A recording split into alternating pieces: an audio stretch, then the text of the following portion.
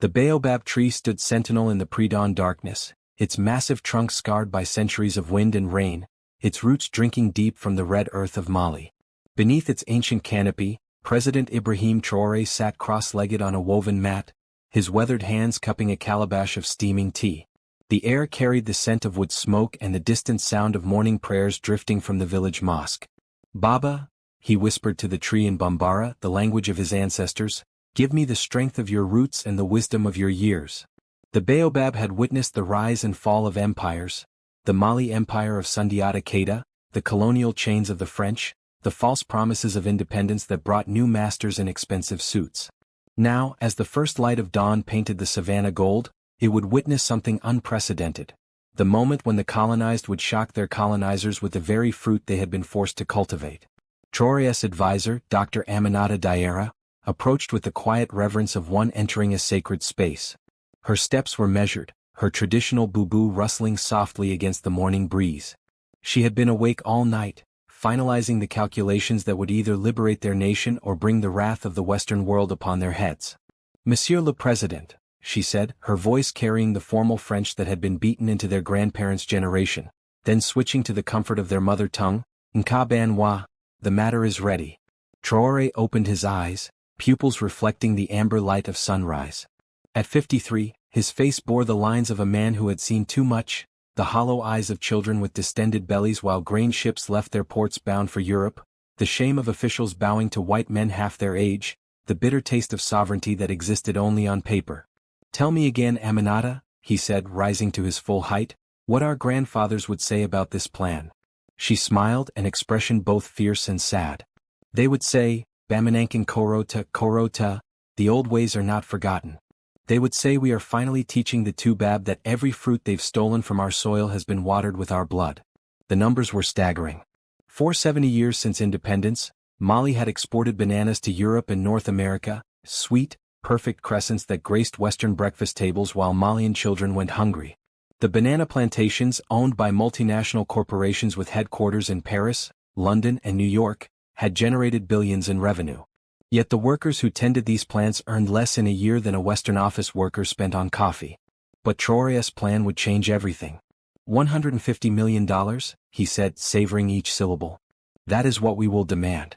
Not as charity, not as aid with strings attached, but as reparations for the wealth extracted from our land." The plan was audacious in its simplicity. Mali would cease all banana exports to the West, immediately. No warning, no negotiation, no gradual reduction. The plantations would be nationalized, their foreign managers given 48 hours to leave the country. The bananas would be sold to new markets, China, India, the growing economies of Africa and Asia, at prices that reflected their true value.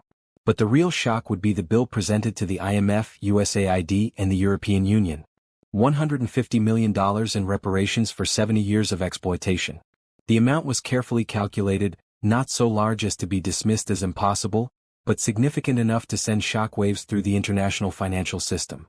"They will call us crazy," Aminata said, her fingers tracing patterns in the red dust. "They will say we are destroying our own economy." "Let them," Traoré replied, his voice carrying the rhythm of the jelly, the traditional storytellers who had passed down the oral history of their people for generations. "Let them call us crazy for refusing to be slaves on our own land. Let them call us mad for daring to value our sweat and soil." The sun climbed higher, and with it came the sounds of the village awakening.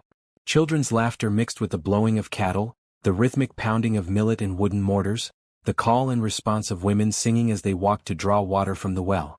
It was the soundtrack of a people who had endured, through drought and flood, through the violence of colonization and the subtler cruelties of economic imperialism. Traoré's phone buzzed with an encrypted message from his finance minister, Moussa Konate. The man's excitement was palpable even through the digital medium. "Mon President, the Chinese delegation has confirmed. They will purchase our entire banana production at 40% above current market rates. The Indians are equally enthusiastic. We are no longer dependent on Western markets." This was the key to the plan's success. 4 months, Traoré had been quietly cultivating relationships with emerging economies, countries that understood the sting of colonialism and the hunger for true independence. China's Belt and Road Initiative needed agricultural partners. India's growing middle class craved fresh produce. Brazil, South Africa, Nigeria, all were eager to trade with a Mali that stood proud and sovereign. Aminata, Traoré said, his voice dropping to the whisper of wind through savanna grass, summon the Council of Elders. It is time to seek the blessing of the ancestors. The council convened at midday, when the sun stood directly overhead and shadows were shortest. A time when truth could not hide. 7 elders, their combined ages spanning over 5 centuries, gathered in the shade of the baobab. They represented the 7 founding clans of the region, their authority stretching back to the days when Mali was the heartland of an empire that controlled the gold and salt trade routes of Africa. Baba Seko, the oldest among them at 91, spoke first. His voice cracked like dry leaves, but his words carried the weight of accumulated wisdom. Farafin Denmizan, child of Africa, he addressed Traoré, you speak of shocking the Tubab with the fruit of our soil. But tell me, are you prepared for the storm that will follow? Traoré knelt before the elders, his hands pressed to the earth. Baba, I am prepared to be the lightning rod that draws their anger, if it means our children will eat the fruit of their own labor. Nana Fatou, the only woman among the elders, leaned forward. Her eyes, clouded with cataracts, seemed to see beyond the physical world. In my dreams I have seen the ancestors stirring. They are restless, Ibrahim. They whisper of debts unpaid, of justice delayed but not denied. She reached into her leather pouch and withdrew a small bundle wrapped in indigo cloth. This is soil from the grave of Samori Touré, the lion of the resistance. He fought the French until his last breath. His spirit blesses this endeavor. The ritual that followed was ancient, its origins lost in the mists of time. Each elder placed their hands on the sacred soil, speaking in the old tongue, calling upon the spirits of warriors and kings, of mothers who had watched their children taken as slaves, of farmers who had died protecting their land from foreign invaders. The air grew thick with spiritual energy, and Traoré felt the presence of his ancestors, not as ghosts or memories, but as living forces that moved through the blood of their descendants. He saw his great-grandfather, Tayamoko Traoré, who had been forced to labor in the colonial banana plantations, his back bent under the weight of fruit that would feed French families while his own children went hungry. Grandson, the ancestral voice whispered in his mind, the time of bowing is over. Rise like the floodwaters of the Niger, swift and unstoppable. As the ritual concluded, Traoré rose to his feet, his body tingling with ancestral power. The plan was no longer just an economic strategy, it was a spiritual imperative, a cleansing of generational trauma, a reclamation of dignity that had been stolen along with the wealth of the land. The first international phone call came at 3:47 a.m. Mali time. Traoré's secure line rang with the urgency of a fire alarm, jolting him from dreams of golden savannas and abundant harvests. On the other end, the voice of Jean-Pierre Dubois, the French ambassador to Mali, crackled with barely contained panic. Monsieur le Président, we need to talk. Immediately.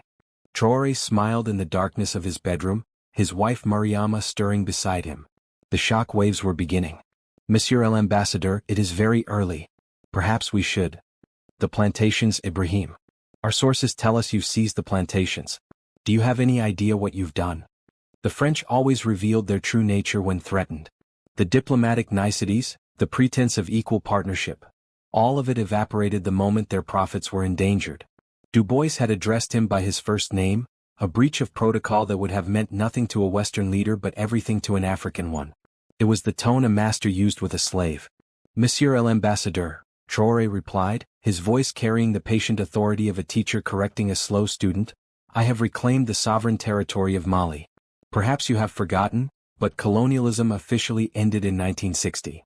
You cannot be serious about this reparations demand.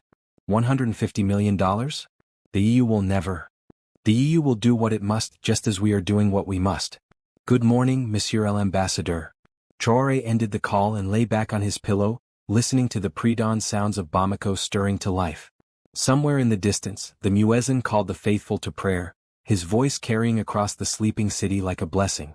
By sunrise the phone calls had multiplied. The British High Commissioner, the German economic attaché, the Italian trade representative, all of them demanding explanations, threatening consequences, offering bribes disguised as aid packages. Each call revealed the same imperial mindset, the belief that Africa existed to serve Western interests, that African leaders were puppets to be manipulated with the right combination of carrots and sticks. But the most important call came from an unexpected source. President Traoré, The voice on the encrypted line spoke in accented English. "This is President Xi Jinping. I wanted to personally congratulate you on your bold decision."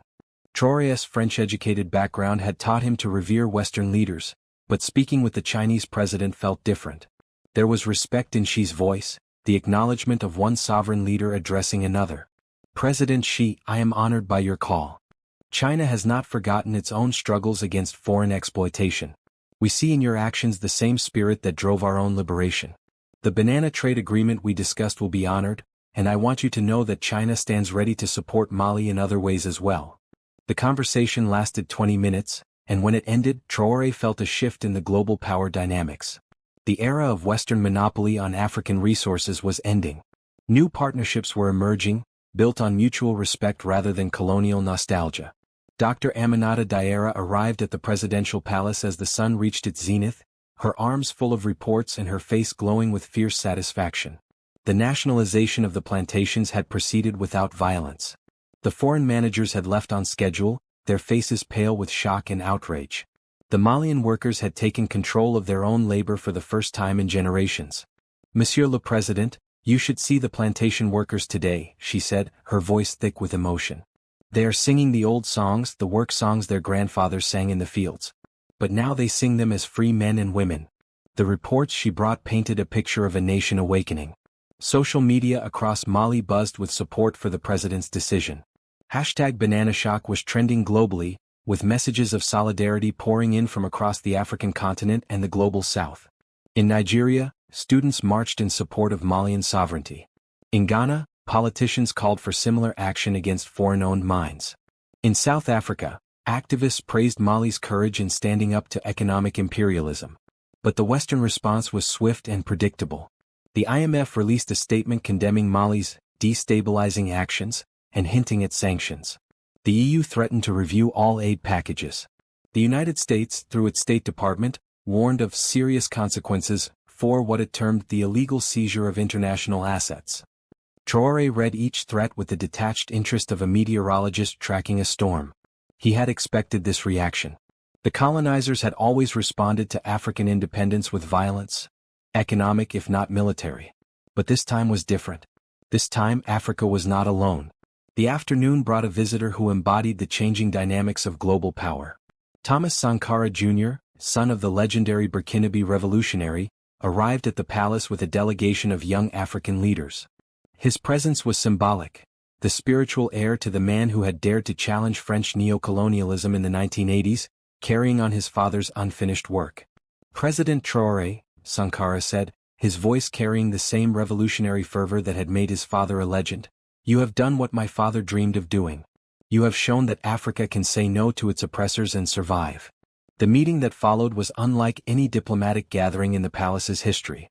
Instead of the formal protocols of international relations, it felt like a family reunion, the coming together of the African diaspora around a common cause. Representatives from 15 African nations pledged solidarity with Mali. They spoke of creating an African monetary union that would break dependence on Western currencies, of establishing South-South trade routes that would bypass traditional colonial patterns. President Akufo-Addo of Ghana joined the meeting via video link, his words carrying the weight of a nation that had pioneered African independence. "Ghana stands with Mali," he declared. "The time has come for Africa to trade with Africa, to build wealth for Africans, to honor our ancestors by refusing to be slaves on our own continent." But the most powerful moment came when Wangari Maathai's daughter, Wanjira, spoke about the spiritual dimensions of the struggle. "When we reclaim our land, we reclaim our souls," she said. "When we refuse to be exploited, we honor the spirits of all who died resisting colonialism." As evening approached, Traoré found himself once again beneath the baobab tree, but this time he was not alone. The village had gathered hundreds of people from the surrounding communities, drawn by news of the president's bold action. They came carrying drums and calabashes, wearing their finest traditional clothing, their faces painted with the ochre and indigo of celebration. Baba Seko stepped forward, his ancient voice carrying clearly in the still air. "Tonight we celebrate not just the courage of one man, but the awakening of a people. Tonight, we remember that we are the children of Sundiata Keita, the descendants of Samori Touré, the spiritual heirs of every African who refused to bow to foreign masters." The celebration that followed was part political rally, part spiritual ceremony, part cultural renaissance. The jelly sang the ancient epics, their voices weaving together the stories of past heroes with the present struggle. Young people performed traditional dances with modern twists, their movements telling the story of a continent throwing off the chains of economic slavery. But in the midst of the celebration, Traoré's phone buzzed with an urgent message from his intelligence minister. The news was sobering. Western intelligence agencies were mobilizing. Surveillance satellites were being repositioned over Mali. Economic warfare was being planned. The real battle was about to begin. The attack came not with bombs or bullets, but with spreadsheets and credit ratings. At 9:15 a.m. Greenwich Mean Time, Standard & Poor's downgraded Mali's credit rating to junk status. 15 minutes later, Moody followed suit. By noon, the World Bank had announced the indefinite postponement of all development programs in Mali, citing concerns about the investment climate. Traoré watched the financial assault unfold from his war room, a secure facility beneath the presidential palace where monitors displayed real-time economic data from around the world. The room hummed with the quiet intensity of a military command center, but the weapons being deployed were algorithms and derivatives, not artillery and aircraft. Monsieur le Président, Finance Minister Moussa Konate said, his face pale with stress, they are trying to collapse our currency. The franc CFA is under coordinated attack on international markets. The franc CFA, a relic of colonial control that tied 14 African nations' currencies to the French treasury. It was the invisible chain that bound half of Africa to its former colonizer, ensuring that African wealth continued to flow to Paris even 60 years after independence. Now it was being weaponized against Mali's defiance. But Traoré had anticipated this moment. For months, his economic team had been quietly preparing for financial warfare. Swiss bank accounts had been established through intermediaries. Gold reserves had been moved to secure locations. Alternative currency arrangements had been negotiated with China and India. Moussa, Traoré said, his voice carrying the calm of a man who had prepared for this storm, activate the Phoenix Protocol. The Phoenix Protocol was the nuclear option. Mali's complete withdrawal from the franc CFA system. It was a move that would send shockwaves through the French economy and potentially trigger a domino effect across Francophone Africa. But it was also Mali's path to true monetary sovereignty. Within hours, the protocol was in motion. Malian banks began converting their franc CFA reserves to Chinese yuan and Indian rupees. The Central Bank of Mali announced the establishment of the Malian gold standard, a new currency backed by the nation's substantial gold reserves. Most importantly, all banana exports would now be priced in this new currency, forcing international buyers to abandon the colonial franc CFA. The Western response was immediate and vicious. CNN ran stories about economic chaos in Mali. The BBC interviewed experts who predicted humanitarian catastrophe. The Financial Times published editorials about the dangerous precedent of African monetary independence. But for every Western attack there was a response from the global South. China's state media praised Mali's courageous stand for economic sovereignty. India's business newspapers wrote about new opportunities in African markets. Brazilian economists published papers on the end of the CFA franc system. The real battle, however, was being fought in the villages and towns of Mali itself. International aid organizations, many of them fronts for Western intelligence agencies, began spreading rumors of impending economic collapse. They whispered about food shortages, about children dying because President Traoré had angered the white man. It was Nana Fatou who provided the antidote to this psychological warfare. The elderly woman, whose moral authority transcended political boundaries, took to the airwaves with a message that cut through the propaganda like a hot knife through butter. My children, she said, speaking in Bambara on Mali's national radio, the Toubab tell you that we will starve without their help. But did our ancestors starve before the Toubab came? Did the Mali Empire collapse because it had no French advisors? We have gold in our soil, fish in our rivers, grain in our fields. We have everything we need except the courage to believe in ourselves. Her words, carried by social media and word of mouth, spread across the nation like wildfire. In the markets of Bamako, vendors began accepting the new Malian currency with pride. In the villages, farmers spoke of the days when they would eat the fruit of their own labor. In the universities, students organized rallies supporting the president's decision. The breakthrough came from an unexpected source. Dr. Kwame Asante, Ghana's former finance minister and one of Africa's most respected economists, arrived in Bamako with a proposal that would change everything. President Traoré, he said, his voice carrying the authority of decades of experience fighting economic colonialism, what you have done in Mali can be the beginning of something much larger. Africa needs its own monetary system, its own development bank, its own trade routes. Mali has shown the way. The proposal was audacious. The creation of the African Continental Free Trade Area, AFCFTA, bank headquartered in Bamako, capitalized by African resources, managed by African experts.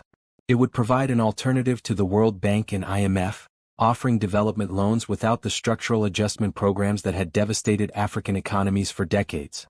But first, Dr. Asante continued, we need to demonstrate that your banana strategy actually works. We need to show the world that Africa can prosper without Western economic control. The demonstration came sooner than expected. The first shipment of Mali's nationalized banana harvest arrived in Shanghai on a Tuesday morning, welcomed by Chinese officials with a ceremony that was broadcast live across African television networks. The price paid was 40% above what Western importers had offered, and the payment was made in yuan that immediately strengthened Mali's foreign reserves. Similar scenes played out in Mumbai, Sao Paulo, and Lagos. For the first time in modern history, African agricultural products were being sold to the global south at prices that reflected their true value. The economic model that had trapped Africa in poverty for centuries was beginning to crack. But the West was not finished. If economic warfare had failed, other methods would be tried. The first assassination attempt came on a Thursday evening, as Traoré was returning from a meeting with traditional leaders in the northern regions. His motorcade was ambushed by gunmen using military-grade weapons and sophisticated communication equipment. Only the quick thinking of his security detail, and the fact that he had changed vehicles at the last minute, saved his life. The attack bore all the hallmarks of a Western intelligence operation. The weapons were traced to a cache that had been supplied to moderate rebels in Libya. The communications equipment was manufactured by a company with ties to the CIA. The escape route led to a remote airstrip where a private jet had been waiting. But the assassination attempt backfired spectacularly. Instead of intimidating the Malian population, it galvanized them. Massive demonstrations erupted across the country, with millions of people taking to the streets to support their president. The chant that echoed through every city and village was simple but powerful, Traoré Takana, Traoré will not die. International support also crystallized. The African Union called an emergency session and passed a resolution condemning attempts to destabilize Mali through violence. China offered to provide security assistance. India dispatched a team of cybersecurity experts to help protect Mali's digital infrastructure. Most importantly, the assassination attempt revealed to the world what was really at stake. This was not just about bananas or trade agreements. This was about the right of African nations to determine their own destinies, to control their own resources, to trade with whomever they chose on terms they considered fair. The spiritual dimensions of the struggle also intensified. Marabouts, Islamic scholars, across West Africa declared jihad against economic colonialism. Traditional priests performed rituals calling on ancestral spirits to protect Mali's sovereignty. Christian leaders preached sermons about David facing Goliath, about the small defeating the mighty through faith and righteousness. In the villages, the old people spoke of prophecies being fulfilled. They said the ancestors had whispered that the time of liberation was at hand, that the children of Africa would finally throw off the chains that had bound them for centuries. Traoré felt the weight of these expectations, the burden of being the focal point for the hopes and dreams of an entire continent. But he also felt the strength that came from standing on the right side of history, from fighting for justice rather than profit, from serving the people rather than foreign masters. The next phase of the battle would be fought in the corridors of power in Washington, Brussels, and Geneva. But the outcome would be determined by the will of the African people, and by the strength of the bonds that connected them to their ancestors and their land. The emergency session of the United Nations Security Council convened on a gray Monday morning in November, the Manhattan skyline shrouded in the kind of mist that made everything look uncertain and temporary. In the Great Hall where world powers had negotiated treaties and declared wars, the question of Mali's $150 million reparations demand would be decided. But this was not the United Nations of 1960, when African nations had been admitted as junior partners in a Western-dominated order. The composition of the Security Council reflected new realities: China and Russia as permanent members, India and Brazil as rotating members, and most importantly, the African Union represented by Nigeria as the rotating African seat. The French ambassador, Marie-Claire Dubois, rose to address the council with the confidence of someone who had never imagined that her country's African policies would be subjected to international scrutiny. Her opening statement was a masterpiece of diplomatic doublespeak, describing Mali's actions as a dangerous precedent that threatens the stability of international trade and development.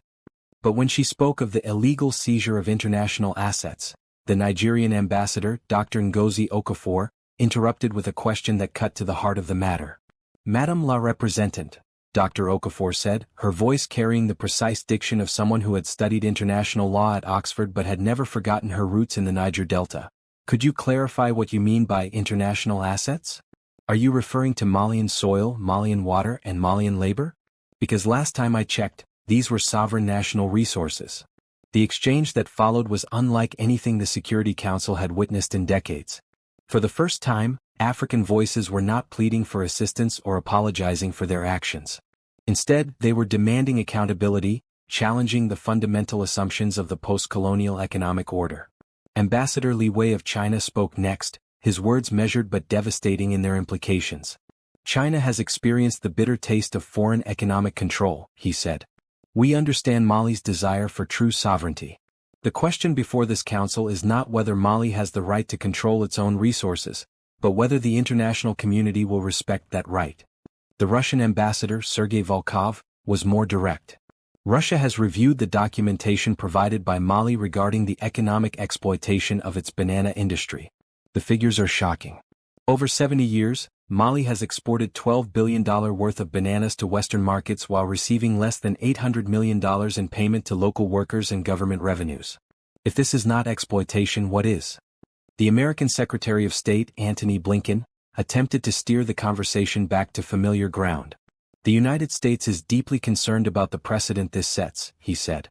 "If every developing nation begins making retroactive claims for reparations, the entire system of international trade could collapse." It was this statement that prompted the most powerful moment of the session. Dr. Okafor rose again, but this time her voice carried the accumulated pain and rage of centuries. "Mr. Secretary," she said, "you speak of this system of international trade as if it were a natural law like gravity or thermodynamics. But this system was constructed to serve the interests of those who colonized us, who enslaved us, who extracted our wealth and gave us poverty in return. If that system collapses, it will not be a tragedy, it will be justice." The gallery erupted in applause, forcing the council president to call for order. But the damage was done. The moral authority of the Western powers had been challenged in the most public forum possible, and they had been found wanting. Meanwhile, in Bamako, President Traoré was holding his own council of war. The presidential palace had been transformed into a nerve center of resistance, with secure communications linking Mali to sympathetic governments across the global south. The walls were covered with maps showing new trade routes, economic projections, and intelligence reports on Western countermeasures. But the most important meeting was taking place in the palace garden, where Traoré sat with his wife Mariama and their 3 children. The conversation was in Bambara, the language of intimacy and truth. "Papa," his eldest son Amadou said, his voice carrying the mixture of pride and worry that came with being a teenager whose father had become the focal point of global attention. "The other students at school say you're going to make us all poor. They say the Toubab will punish us for what you've done." Traoré looked at his son, 17 years old, fluent in French and English, studying computer science with dreams of working for a tech company in Silicon Valley. He was the generation that was supposed to benefit from globalization, to find success by serving Western interests with African talent. "Amadou," Traoré said, using the patient tone he had learned from his own father, "let me tell you a story. Your great-great-grandfather Tayamoko worked in the banana plantations when the French first established them. He was paid 1 franc per day, enough to buy a loaf of bread. The bananas he picked were sold in Paris for 20 francs per kilogram. He worked for 30 years in those plantations, and when he died, he left us nothing but debt to the company store." The boy listened with the intensity of someone hearing family history for the first time. "Now," Traoré continued, "those same plantations generate millions of dollars in revenue every year. But the workers, your cousins, your neighbors, still earn barely enough to survive. The profits go to shareholders in Paris and New York who have never set foot in Mali, who have never felt the sun on their backs as they bent to pick fruit." Mariama spoke up, her voice carrying the authority of a woman who had grown up in the plantations, who had seen the human cost of economic colonialism. "Your father is not making us poor, Amadou. He is making us free. And freedom always costs something. The family conversation was interrupted by urgent news from the outside world. The European Union had announced a comprehensive sanctions package against Mali, including travel bans on government officials, freezing of assets and restrictions on trade. The United States had followed with its own sanctions, and the IMF had formally suspended all programs with Mali. But for every Western sanction, there was a corresponding offer of support from the global South. China announced a $500 million investment package in Malian infrastructure.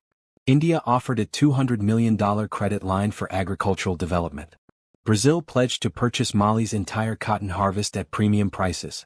More importantly, the African Union had voted to establish a continental solidarity fund to support Mali's resistance to economic coercion. 23 African nations pledged to contribute, with South Africa offering $50 million and Nigeria pledging $75 million. The message was clear. Africa was no longer willing to stand by while one of its own was punished for refusing to be exploited. The symbolic moment came when Nelson Mandela's grandson, Ndaba Mandela, arrived in Bamako with a delegation of South African activists. His presence linked Mali's struggle to the broader African liberation movement, connecting the fight against economic colonialism to the fight against apartheid. President Traoré, Mandela said at a press conference outside the presidential palace, "My grandfather taught us that freedom is not free. He taught us that those who profit from oppression will never willingly give up their advantages. But he also taught us that justice delayed is not justice denied, and that the arc of history bends toward freedom." The press conference was broadcast live across Africa, and the response was immediate and overwhelming. In Cape Town, students marched in solidarity with Mali. In Nairobi, workers staged sympathy strikes. In Lagos, business leaders announced plans to shift their trade relationships away from European partners and toward fellow African nations. But the most significant development was happening in the villages and towns of Mali itself. The initial panic sparked by Western propaganda had given way to a quiet determination. People were adapting to the new reality, finding ways to prosper without Western assistance. Local banks were thriving as people withdrew their money from foreign-owned institutions. Farmers were experimenting with new crops and techniques, no longer bound by the monoculture demands of export agriculture. Traditional crafts were experiencing a renaissance as people rediscovered the value of local production. The transformation was not without its challenges. Some imported goods became scarce or expensive. Some people who had depended on Western NGOs for employment found themselves unemployed. But overall, the economy was not collapsing. It was restructuring, becoming more self-reliant and more equitable. The spiritual dimensions of the struggle continued to deepen. Marabouts declared that Mali's resistance was blessed by Allah, that the country was fighting a holy war against the forces of exploitation. Traditional priests performed ceremonies calling on ancestral spirits to protect the nation's sovereignty. Christian leaders preached about the biblical David facing Goliath, about the power of faith to overcome seemingly impossible odds. In the villages, the old people spoke of dreams and visions. They said the ancestors were stirring, that the spirits of Sundiata Keita and Samori Touré were walking among the living, lending their strength to the struggle. Traoré felt the weight of these expectations, the burden of being the focal point for the hopes and dreams of an entire continent. But he also felt the strength that came from standing on the right side of history, from fighting for justice rather than profit, from serving the people rather than foreign masters. The final phase of the battle was about to begin. 6 months after the announcement of the $150 million reparations demand, President Traoré stood in the same banana plantation where his great-great-grandfather Tayamoko had labored as a colonial subject. But now the plantation looked different. The neat rows of banana trees were still there, but they were tended by workers who sang as they labored, who owned shares in the cooperatives that had replaced the foreign corporations, who saw their children attending schools built with the profits that no longer flowed to Paris. Aminata Diarra approached with the quarterly economic report, her face glowing with the satisfaction of someone who had witnessed the impossible become inevitable. "Monsieur le Président," she said, her voice carrying the formal French of official business before switching to the warmth of Bambara, and Ka Bamanankan Koro, "we have made the ancestors proud." The numbers were remarkable. Mali's banana exports had increased by 35% under the new system, with premium prices paid by Chinese and Indian buyers more than compensating for the loss of European markets. The new Malian gold standard currency had stabilized at rates that reflected the country's true economic strength rather than colonial dependency. Most importantly, 60% of banana plantation profits now remained in Mali, funding schools, hospitals, and infrastructure projects that were transforming rural communities. But the real victory was measured in human terms. Child malnutrition in banana-growing regions had dropped by 40%. School enrollment had increased by 25%. For the first time in generations, young people were staying in their villages instead of migrating to cities or attempting dangerous journeys to Europe. Aminata, Traoré said, his voice carrying the weight of vindication. Read me the message from the French finance minister. She smiled, pulling out a tablet containing the encrypted communication that had arrived that morning. Monsieur le Président, the French government wishes to open discussions regarding a comprehensive economic partnership that would address Mali's concerns about historical trade imbalances. The language was diplomatic, but the meaning was clear. France was ready to negotiate. The sanctions had failed. The attempts to isolate Mali had backfired, strengthening South-South cooperation and accelerating the decline of French influence in West Africa. Now they wanted to bargain. And the Americans? Traoré asked. A delegation from the State Department arrives next week. They're calling it a fact-finding mission, but our sources indicate they're prepared to discuss debt relief and development partnerships. The transformation extended far beyond Mali's borders. The success of the banana shock had inspired similar actions across Africa. Ghana had nationalized its gold mines, demanding a 50% stake in all foreign mining operations.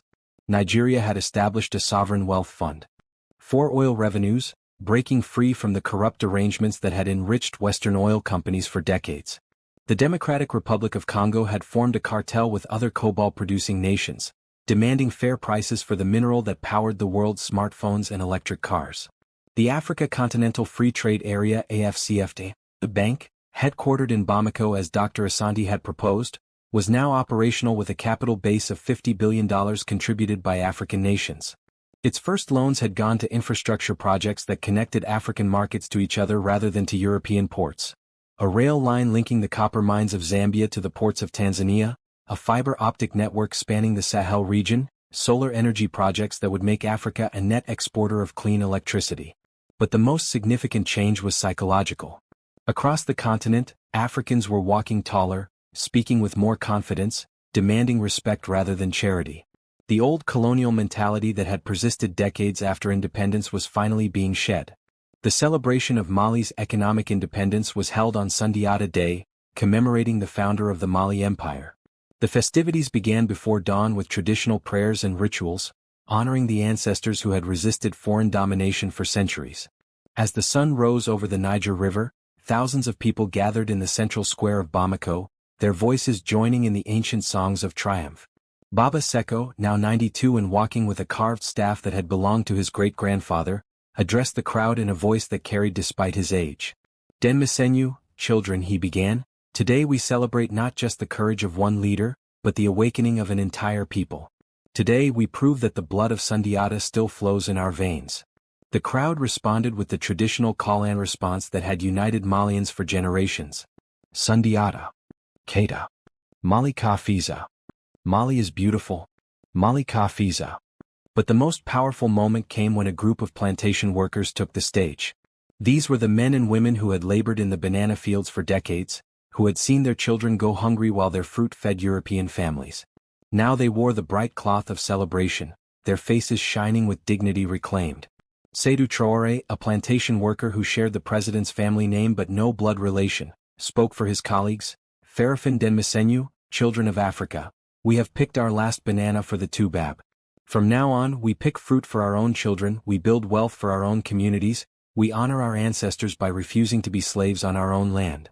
The celebration continued throughout the day with traditional wrestling matches, praise singers recounting the epic of resistance, and young people performing modern interpretations of ancient dances. But as evening approached, Traoré found himself drawn once again to the baobab tree that had witnessed his first prayer for guidance. This time he was not alone. His wife Mariama sat beside him, their children playing at the base of the ancient tree. Dr. Aminata Diarra was there, along with Finance Minister Musa Konate and other members of the government.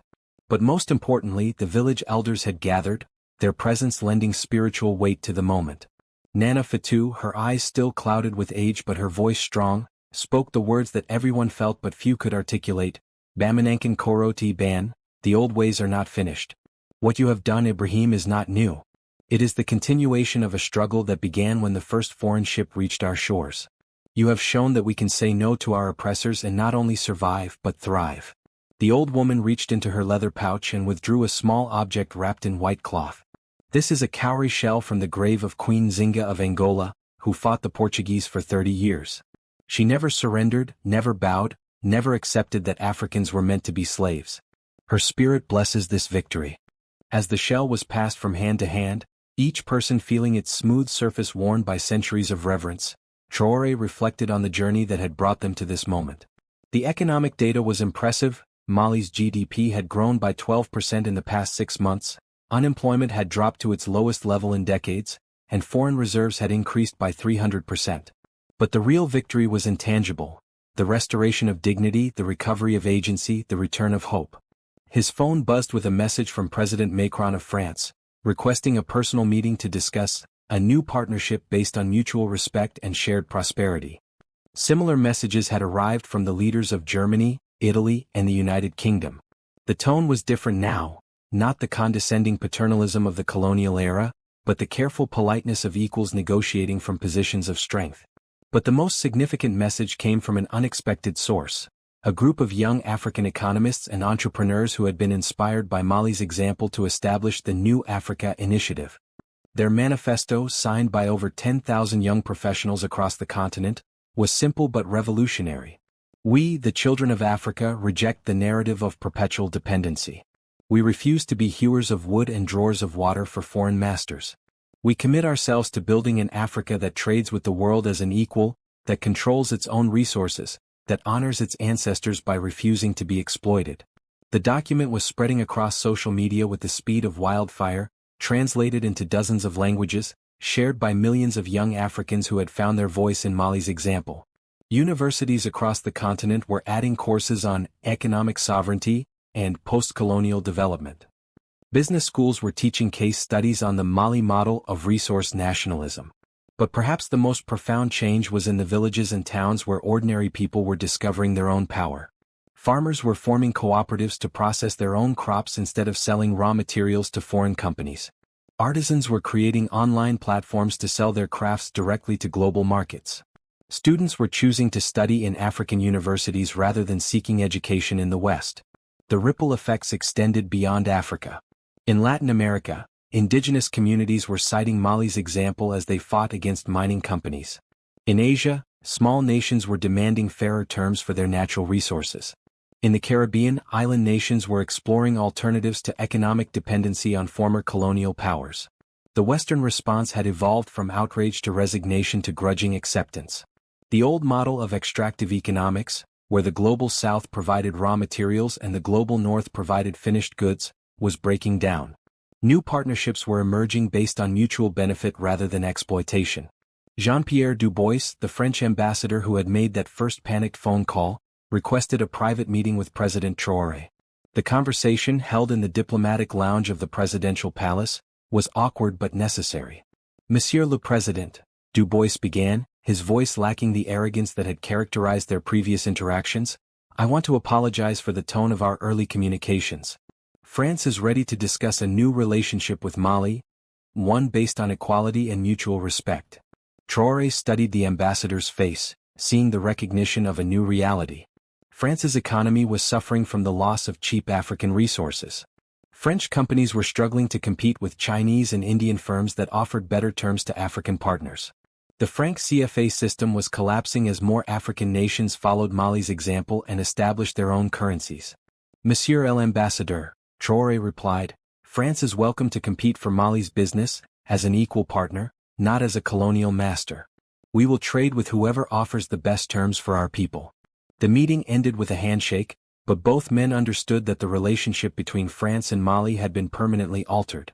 The era of French dominance in West Africa was ending, replaced by a multipolar world where African nations had choices. As the sun set over the Niger River, painting the sky in shades of gold and crimson, Traoré stood on the palace balcony with his family. His youngest daughter, Fatuma, only 8 years old, asked the question that captured the essence of what they had accomplished. "Papa, are we free now?" Traoré lifted his daughter onto his shoulders, feeling the weight of her trust and the responsibility it represented. "Fatuma," he said, We are learning to be free. Freedom is not something you receive. It is something you take, something you build, something you defend every day. In the distance, the evening call to prayer echoed across the city, mixing with the sounds of children playing and merchants closing their stalls. It was the soundtrack of a nation that had found its voice, a people who had remembered their worth, a continent that was writing a new chapter in its long history. The baobab tree stood sentinel in the growing darkness, its ancient roots drinking deep from the red earth of Mali. It had witnessed the rise and fall of empires, the chains of colonialism, the struggles of independence. Now it was witnessing something new, the birth of true sovereignty, the harvest of freedom, the triumph of dignity over exploitation. The ancestors were smiling. 2 years after the banana shock, Mali hosted the first Pan-African Economic Sovereignty Summit in Bamako. Leaders from across the continent gathered to share strategies for breaking free from colonial economic patterns. The summit's final declaration was signed beneath the same baobab tree where President Traoré had first sought ancestral guidance. The declaration, known as the Bamako Protocols, established principles for African economic independence, resource sovereignty, fair trade partnerships, South-South cooperation, and the rejection of structural adjustment programs. It was signed by 43 African nations, representing 85% of the continent's population. Dr. Wangari Maathai's daughter, Wanjira, delivered the closing address, her words carrying the weight of generations of struggle. Today we plant the seeds of a new Africa. Not the Africa of charity cases and resource extraction, but the Africa of Sundiata and Nzinga, of Mandela and Sankara. An Africa that stands tall among the nations of the world. The global economy had adapted to the new reality. Commodity prices had stabilized at levels that reflected true supply and demand rather than colonial manipulation.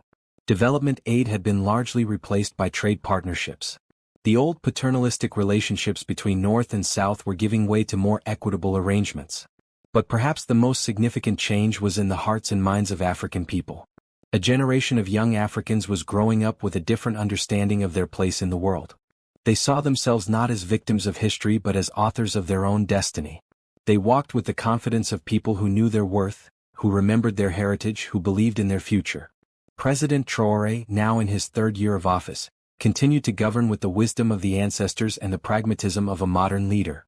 The baobab tree remained his place of meditation and decision-making, its ancient presence a reminder that the struggle for freedom was as old as humanity itself. The banana plantations of Mali continued to produce fruit, but now they fed African children first, exported to fair trade partners second, and generated wealth that stayed in African hands. The workers sang as they labored, knowing that their sweat watered the seeds of their children's prosperity. And in the villages and towns across the continent, the old people would tell stories of the day when Africa said no to its oppressors and discovered that freedom was not just possible, it was inevitable. The struggle continued, but now it was a struggle of hope rather than despair, of building rather than breaking, of harvesting the fruits of freedom that had been planted in the soil of resistance. The ancestors had spoken and their children had listened.